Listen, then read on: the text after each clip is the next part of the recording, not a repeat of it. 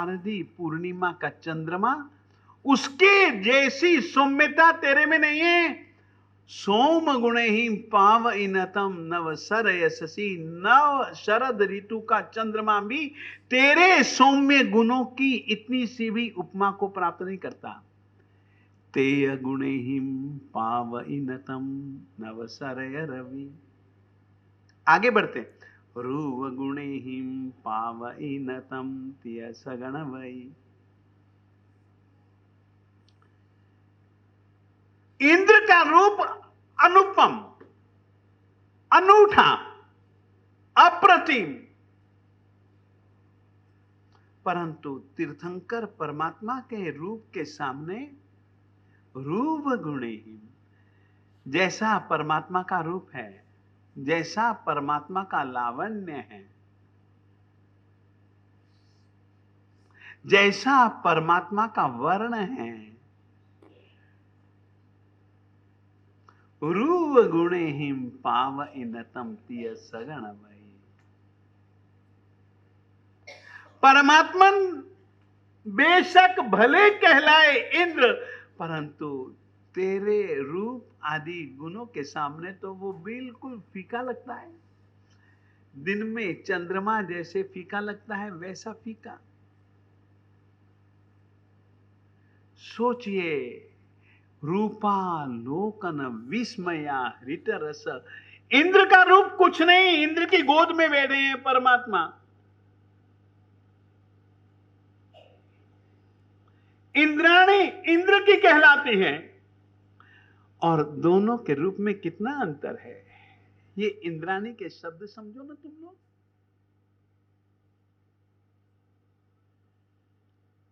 इंद्राणी की कल्पना देखो ना तुम लोग। परमात्मा इंद्र की गोद में है, और ये ही एक ऐसा अवसर है जिस समय दोनों के बीच में तालमेल बिठाया जा रहा है, तालमेल बिठाया जा सकता है।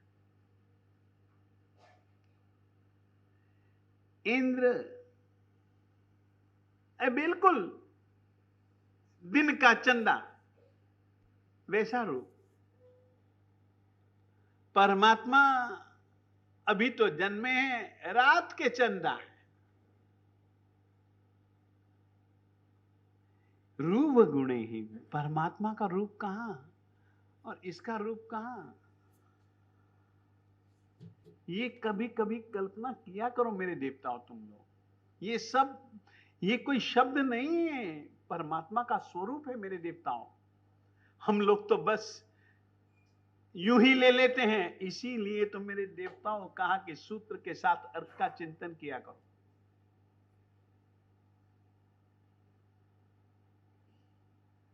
रूपालोकन विस्मया हृत रस, भ्रांत्या भ्रम चक्षुषा, उन्विष्टम नयन प्रभाधवलितम। आंख की कीकी का रंग परमात्मा के यहां पड़ना है। कितना सुंदर रूप का तुम अभिषेक कर रहे हो। और देवताओं, हम तो तुमसे कहना चाहेंगे, पूजा किया करो।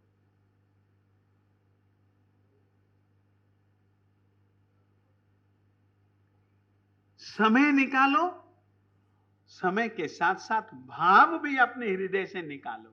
और ये भावों का संकेत तुम्हारे लिए ये महापुरुषों ने पूजा के दोहे रचे हैं। कहा कितनी सुंदर, ऋषभ चरण अंगूठड़े दायक भव जलन।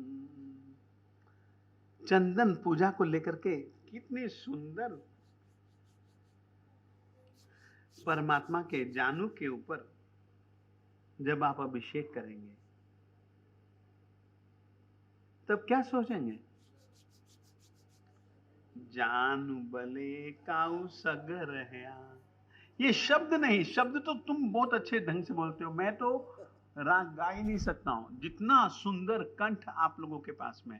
मंदिर जी में तो कभी कभी कोई बोलता है ना, सुनते के लिए कान खड़े हो जाते हैं। क्या गा रहा है, क्या बोल रहा है, वाह। मगर शब्द ही होते हैं यार, अर्थ चिंतन नहीं होता है। हम तुमसे कहना चाहता है, हाथ जोड़ करके निवेदन करना चाहता है, जानू बलि काऊ सग रहया। जिस समय परमात्मा के जानुओं के ऊपर अभिषेक करो, चंदन पूजा करो, तो उस समय क्या भावना भाव, जानू बले काऊ सग रहया, विचरया देश विदेश, खड़े खड़े केवल लहया, पूजो जानू नरेश। जानू बले काउसग रहया, परमात्मा काउसग में कब रहते हैं? अब देखिए, ये देखिए, जन्म के बाद दीक्षा कल्याणक है, और दीक्षा के बाद में परमात्मा क्या करते हैं? जिस दिन दीक्षा लेते हैं उसी दिन से कायोत्सर्ग और उसी दिन से मौन।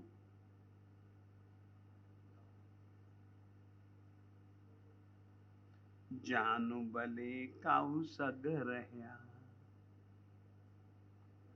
दीक्षा लेने के बाद परमात्मा जानू बले, इन्हीं घुटनों के बल पर ये खड़े रहते हैं, काउसग करते हैं, विचरया देश विदेश, इन्हीं घुटनों के बल पर, इन्हीं पांवों के बल पर, इन्हीं जंघाओं के बल पर परमात्मा देश विदेश में विचरते हैं, जीव मात्र को हितोपदेश, उसका हित बतलाते हैं। परमात्मा तिर जाने के बाद में भी दूसरे जीवों को तिराने के लिए देश विदेश में घूमते हैं।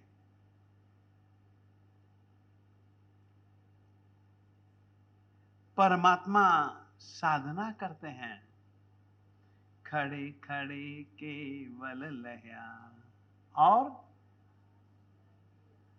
दीक्षा लेने के बाद में भी परमात्मा देश विदेश में घूमते हैं, कर्मों की निर्जरा करते हैं, चार घाती कर्मों का क्षय करते हैं, विचरते विचरते जितने भी उपसर्ग परिसह मिलते हैं उनको परमात्मा सहते हैं। अब देखिए किस स्थिति का आप लोग विचार करेंगे, और तुमको मैं कहना चाहता हूं, परमात्मा का अभिषेक कब कब होता है जानते हो?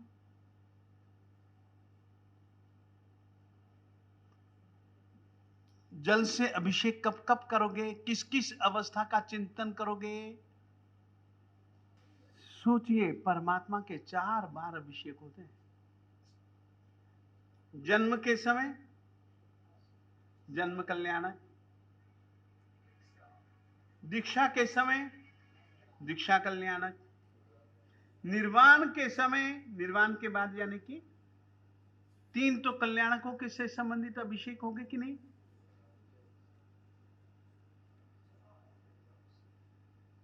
चौथा अभिषेक राज्याभिषेक, तीर्थंकर राजा बनते हैं, राजपुत्र होते हैं। तो ये स्नात्र पूजा में कितनी सारी अवस्थाओं का चिंतन आ गया केवल जल पूजा के अंतर्गत। सोचो तो सही यार तुम।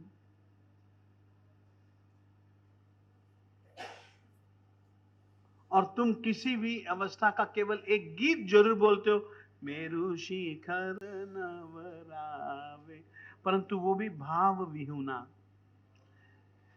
गुरु विजय वल्लभ सुरीश्वर जी महाराज साहेब कहा करते थे, लून विहीना भोजन और भाव विहुनी क्रिया,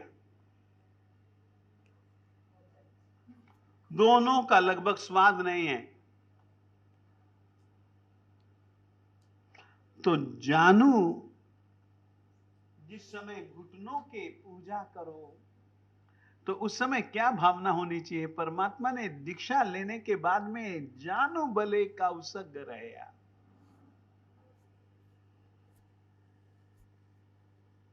दीक्षा लेने के बाद देश विदेश में घूमते हैं। कहना चाहता हूं, भगवान श्री महावीर स्वामी जी अनार्य भूमि में भी गए कर्मों के क्षय के लिए। किसके कारण से? जानू बले।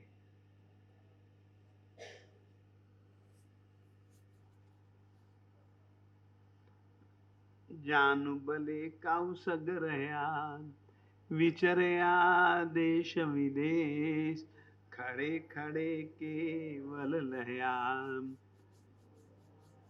जानू के बल पर ही खड़े खड़े केवल ज्ञान की प्राप्ति के।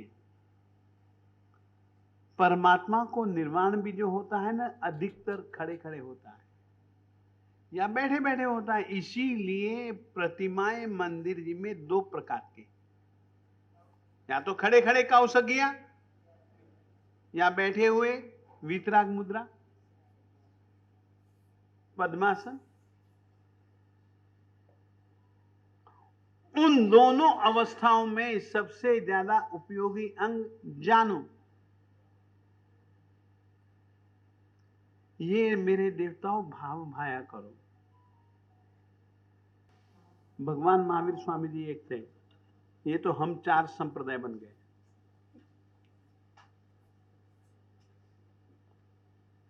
चारों संप्रदाय वाले एक बने, ऐसे कई जनों की इच्छा थे, कई मुनियों के प्रयास थे।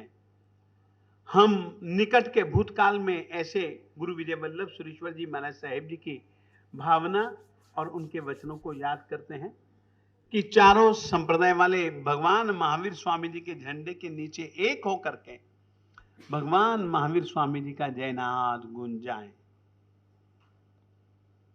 एक ऐसा शुभ अवसर दिल्ली में चातुर्मास करते हुए भगवान श्री शांतिनाथ आत्मानंद जैन सभा के तत्वावधान में, और इसी संघ ने ही एक बहुत अच्छा विजय वल्लभ सुरेश्वर जी महाराज साहेब जी की इच्छाओं को ध्यान रखते हुए, इतना ही नहीं, तीन चार बातें और भी हैं इसके साथ में।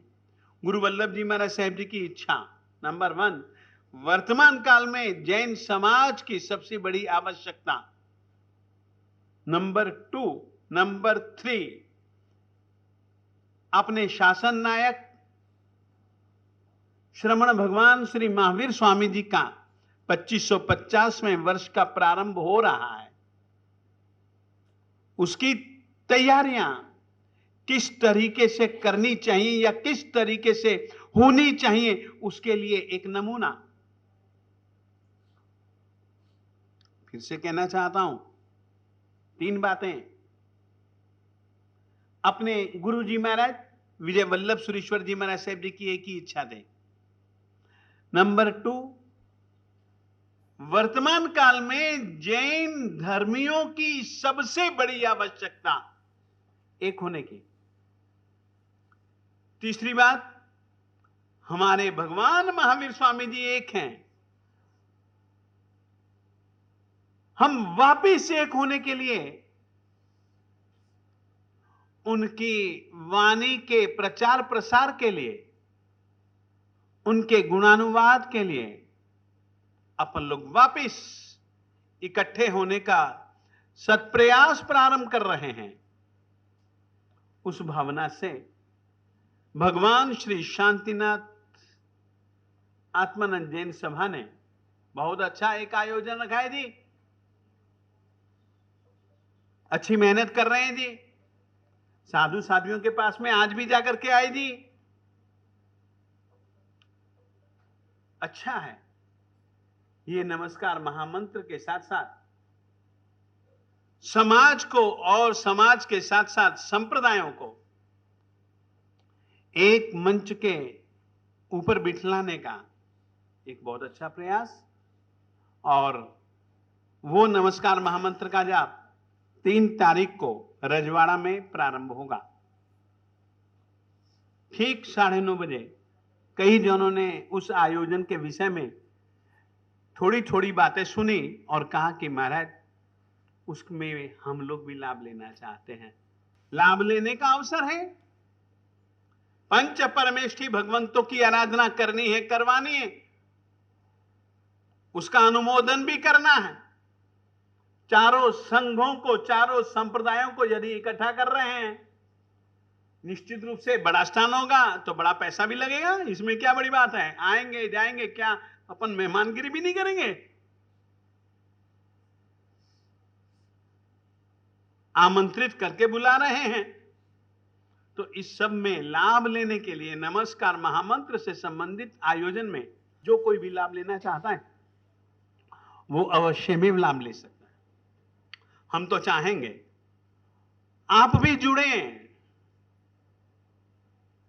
जरूरी नहीं है कि मुख्य आयोजक के रूप में 1,08,000 का नकरा पूरा करना, कोई जरूरी नहीं है। हाँ, जो मुख्य आयोजक हैं वहां पर नमस्कार महामंत्र की आराधना के समय यंत्र पट्ट रहेगा। उस यंत्र पट्ट की पूजा का अधिकार उनके पास में रहेगा वारी वारी से, क्योंकि कई जन लाभ लेने वाले मिल सकते हैं, तो उनका क्रम बनाया जाएगा।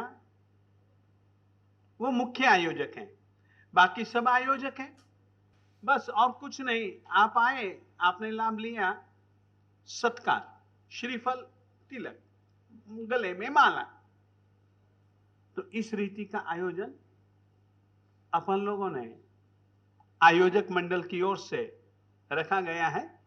हर किसी व्यक्ति को लाभ लेने का अधिकार था, है और रहेगा।